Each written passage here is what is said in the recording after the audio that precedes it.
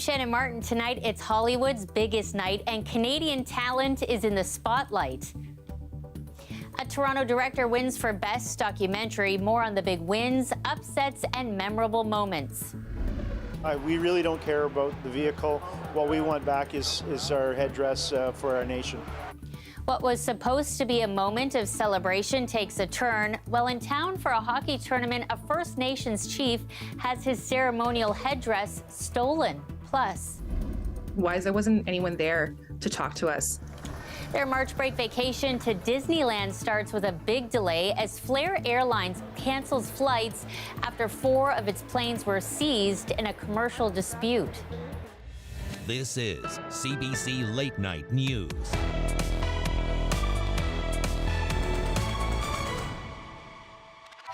Hello, thanks for joining us. A First Nation chief is asking for the safe return of an important ceremonial headdress. It was stolen this weekend just as the community was coming together again for a special celebration. Meg Roberts has more. An overwhelming moment for Nipissing First Nation Chief Scott McLeod at the opening ceremonies of the Little Native Hockey League tournament. His community is proudly hosting this year's event. However, along with excitement, some disappointment. It was a bit of a hard 24 hours, the last 24 hours. A day before the event, McLeod says his Jeep was stolen out of his hotel parking lot. Along with it, a ceremonial headdress with deep ties to his community. Literally felt sick to my stomach. It's a really unique headdress. It was crafted by our local artisans, but there was a lot of research put into what our traditional headdress looked like. The headpiece was reconstructed out of birch, buckskin with detailed beadwork and 7 feathers. That's after more than 2 years of research by elders, academics, and historians. And every piece of that headdress had a story as to why it was on our headdress, which had a lot of meaning to our community. It really signifies our identity as a First Nation. McLeod took to social media following the robbery. I just want to give everybody a heads up. It's prompted Peel's chief of police to tweet this out, saying its investigators will pursue all avenues and are asking for the assistance from the community to ensure its return. We really don't care about the vehicle. What we want back is our headdress for our nation. The tournament, which has been on hiatus during the pandemic, is a celebration for many Indigenous peoples, with thousands of hockey players, volunteers, and spectators attending, which makes the news even more challenging. It was very disheartening to hear that. Honestly, like I felt it in my gut. Like that's something so sacred and beautiful to every community, especially theirs. Like it happened to them. So, oh my God. I hope that whoever took the truck, I hope you just return the headdress. The First Nation says if it doesn't receive the headdress back, it will recreate a new one. Meg Roberts, CBC News, Mississauga. We'll have more on the tournament and what it means to young players a little later on in the show. Well, meantime, it's not the way some March break travelers wanted to kick off their vacations, canceled flights, forced to scramble. This after Flair Airlines saw 4 of its planes seized by the company it leases them from. Clara Pasica spoke with those left stranded and hears directly from Flair's top boss. Laura Pomeroy and her family were meant to be on one of those flights, heading to Palm Springs. The family showed up hours early, but Waiting in line, we noticed on the departures board that our flight had been changed to canceled. No email, nobody there for us to ask anything about it. the family then got an email saying they were rebooked on another flight to Palm Springs in a week. Trying to save their March break, they booked a Sunday flight with another airline, but they are worried about their flight back. Some of these flights are coming in at $16,000 to fly our family back because of what has happened with Flair Airlines. So, you know, it's going to be in the back of our minds for our entire trip. How are we getting home? Pomeroy says they were told by Flair they'd have hotel and food vouchers, but after hours of waiting, took matters into their own hands.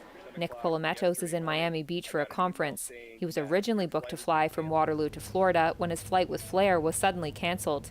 He spent close to $900 frantically booking a flight on another airline from Toronto. My communication with Flair was, hey, I have an extremely high amount of anxiety right now.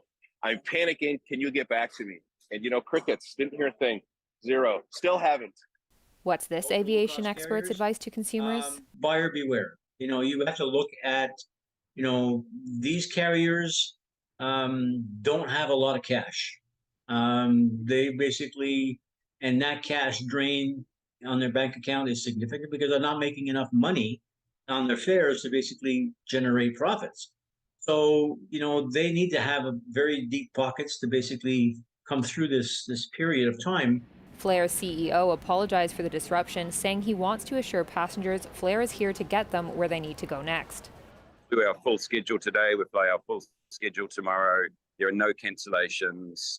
We're working closely with all of the customers that were affected yesterday to make sure that their plans are put back in place. He says the budget airline is here to stay. Meanwhile, passengers who spoke to CBC say the experience has left them wary of Flair. Clara Pasica, CBC News, Toronto. With the federal budget just over 2 weeks away, Conservative leader Pierre Poilievre laid out today what his priorities will be. They centered around taxation and affordability. Well, Conservatives want this budget to reform and cut taxes and clawbacks so people bring home more of each dollar they earn so that hard work once again pays off. 2, we need to bring home lower prices by ending the inflationary carbon tax hikes and deficits. He also talked about housing prices and said Ottawa can use its infrastructure transfers to discourage local-level obstacles to construction. Well, in other news tonight, 2 of the country's most notorious serial killers are back in court tomorrow to appeal their convictions. Dylan Millard and Mark Smitch were found guilty in the murders of Laura Babcock of Toronto and Tim Bosma in Hamilton in separate incidents. Millard was also convicted of killing his father. He has been sentenced to serve 75 consecutive years in prison before being eligible to apply for parole. Smitch is serving 50 years under the same terms. However, the Supreme Court ruled last year that consecutive sentences are unconstitutional, meaning both men now qualify for shortened sentences of 25 years in prison with no parole. The appeals are set to be heard over the next 5 days. Police in London, Ontario are investigating after a 15-hour standoff. It began with a man found unresponsive in an apartment building. He died shortly after. It ended with an arrest and 2 seriously injured police officers in hospital. Isha Bhargava has more from London.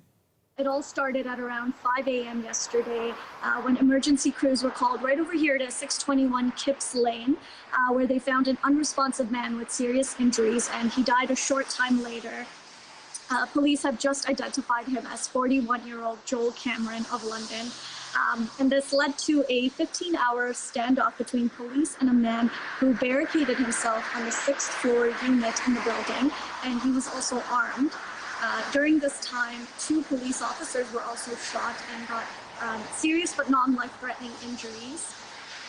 The suspect was finally arrested at around 8:30 p.m. yesterday.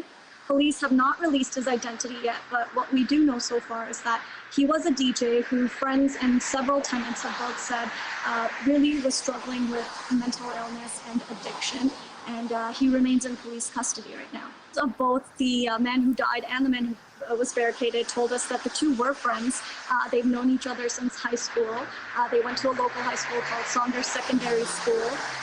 It's unclear what exactly went down between the 2 that led to the fatal incident, but what we also know is that the victim did not live in this building, so it was the accused who was living here. Many of the residents I spoke to said they've never seen anything like this, and the most stressful part for them was, hearing all of these loud noises and not being able to find out what was going on. But the suspect was known to everybody in the building.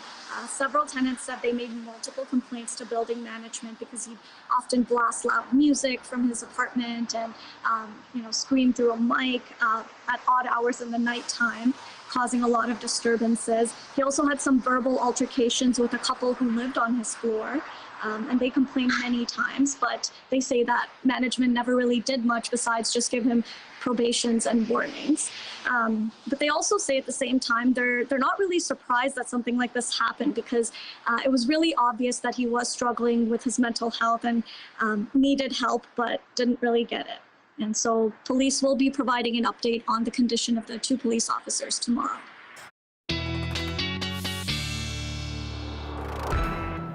Time now for another look at the forecast, our first look at the forecast. I feel like a broken record talking about more snow. Hey, Sophia.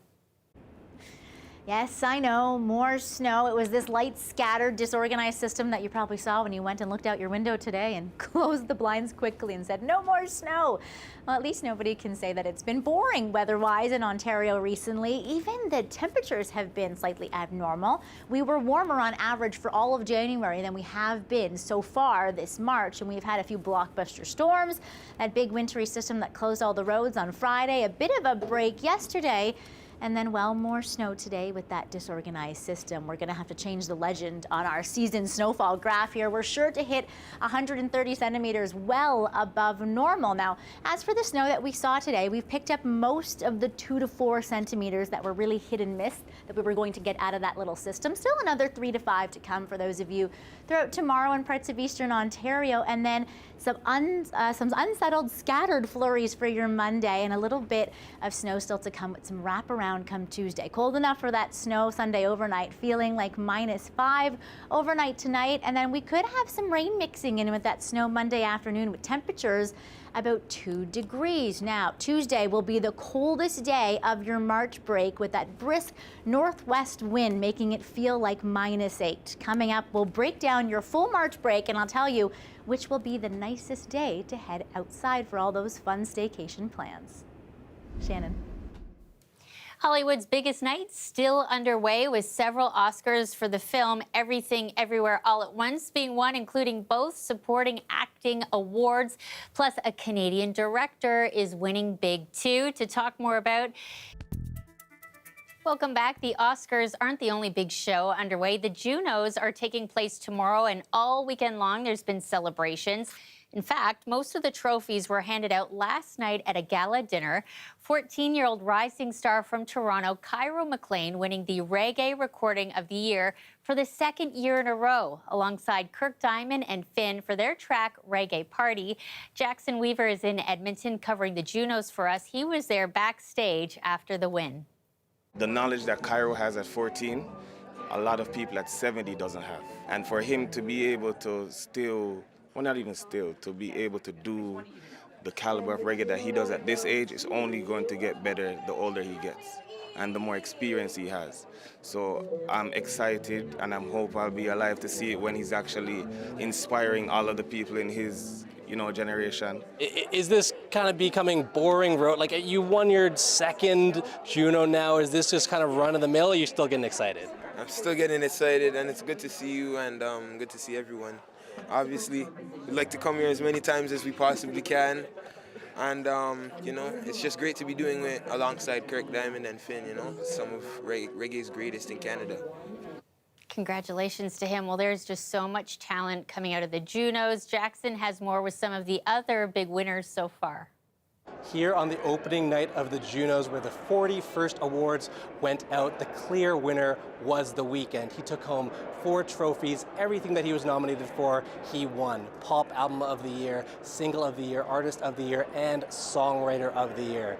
Now, it wasn't just the big names that saw success, though. We also saw a new slate of Canadian artists take home a few awards themselves, including Rev, a Montreal musician who won for Dance and Electronic Recording of the Year. Now, Rev didn't just win on her own. She's worked closely with another group from Montreal, Banks and Ranks, who've made it their sole mission to see Canadian musicians, unrecognized Canadian musicians, get their moment in the limelight. Now, we spoke with Rev, and take a listen to what she said when she found out that not only did she win in her category, but Banks and Ranks also took home Breakthrough Group of the Year. Oh my goodness. Oh my God, did they win? Yes. Oh my God, they won! That's amazing. Sorry, I was waiting for that, and because it went really quiet, but see, I was just saying, we're so freaking proud of each other, and they just took home a Juno, so we love that.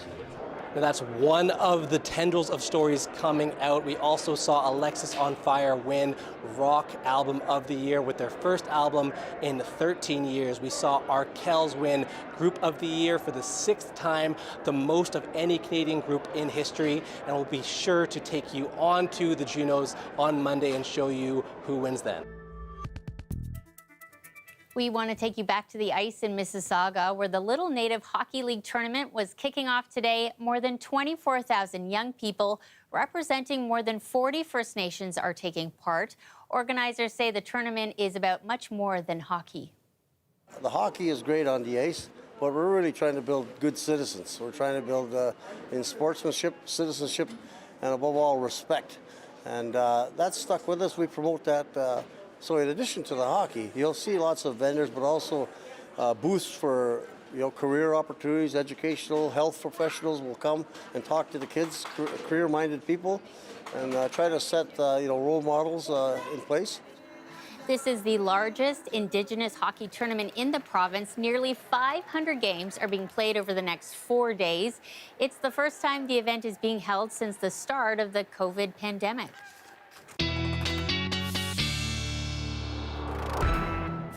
Sophia is back with us now talking more snow. It's supposed to be March break, but it's not really feeling very spring-like out there. Well, even though you may be tired with that loss of that hour of sleep because we sprung forward, no, you're not seeing things here. Yes, it was warmer on average in January than it has been so far this March, and it has been snowier as well. We flatlined in January. It was very, very mild, and we've really added up those snowfall totals as of late. In fact, it's been a weather performance worthy of some Oscar noms, if you ask me, and that temperature roller coaster will really be ongoing. Throughout March break, we start off with a blast of cold Arctic air, and then that mild air will really look to fight back for a lovely middle to end portion of this upcoming holiday week. For any of you having a bit of a staycation, here is your March break outlook as promised. So hopefully you got some fun in the snow out there today. Monday, just a widely scattered and unsettled day, but not much to write home to mom about. You can still get out there and enjoy. The coldest day of your March break will be Tuesday with wind chill and a brisk northwest wind, making it feel closer to -10. And then your Wednesday and your Thursday will be downright balmy. Lots of sunshine, best day to get outside and enjoy Wednesday and Thursday. It's really just back up to seasonal like temperatures, but it'll feel much warmer after our temperatures have really been struggling in the minus digits over the past little while. Now we're watching a system for the end of March break. If it gets a little bit colder, this could be another snowy system. Right now it looks like we're ending the March break with rain if you're headed up to the slopes up in Barrie or to vacation and staycation up there. Again, that middle to end of this upcoming March break will be a great time to head out, and similar with almost double digits if you're down in the south and parts of Niagara Falls. And Shannon, I hope you and the kids have a wonderful March break. Can't wait to compare notes when we see you all next week. Okay, thanks, Sophia. Well, that's our show for you today. Before we go, we want to take you back to Nathan Phillips Square, where a 24-hour burn is now officially over. It was all part of a citywide art project called The Burn. The hope was to help people let go of all of the stress they've been carrying since the start of the pandemic. Ashes from the fire will now be planted in community gardens across Toronto. We hope you have a great week, and we'll see you soon.